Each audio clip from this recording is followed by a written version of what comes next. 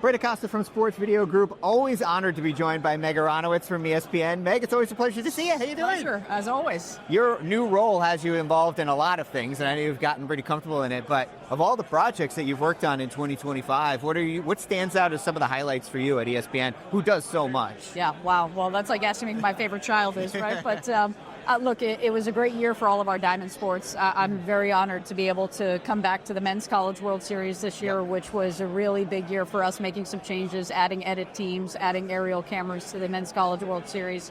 Little League was a big year for us as well. Girls Little League was just through the roof on ABC. We were able to really amplify that production level there. And Williamsport is always a classic. Everybody loves Little League, and it was fun to be a part of that this year. But I'd be remiss if I didn't say the women's Final Four wasn't the best event of the year.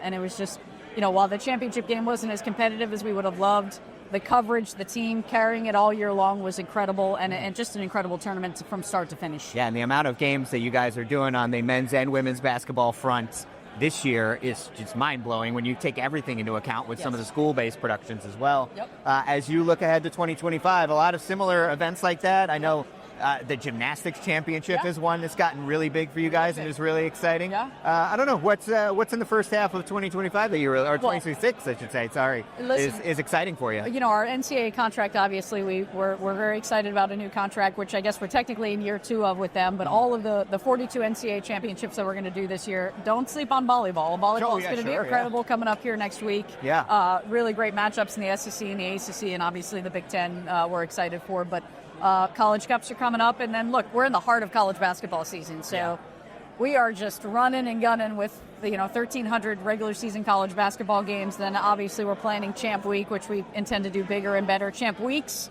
and we're in full planning for the women's tournament, and then we hit the spring. So we just signed a new deal with AUSL, so we're excited about a partnership there in the softball space. Women's College World Series is going to be as good as it's ever been, and we're just excited for an incredible year. Sure. For those outside the four walls of ESPN, what has been kind of the restructuring of your title of VP of production? Like, what has that changed for you? Like, how is your role different? Are you just overseeing more properties, or is there more nuance to what's expected of you and your teams now? Yeah, so I've been very blessed. Our leadership has granted the opportunity for me to build a team.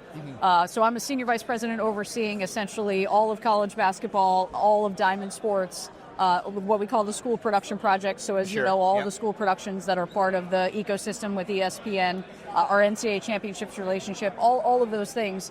But I've been able to hire vice presidents that report to me for each of those silos that oversee the day-to-day, and we work together on enhancing that content and bringing the content to the masses. So I've been privileged to hire Alex Farmartino, who's overseeing the ACC network in college basketball for me. Nick Rude is now overseeing all of our diamond sports with a great team there. Andy Green is overseeing the NTP project, the non-traditional project, so the school project essentially.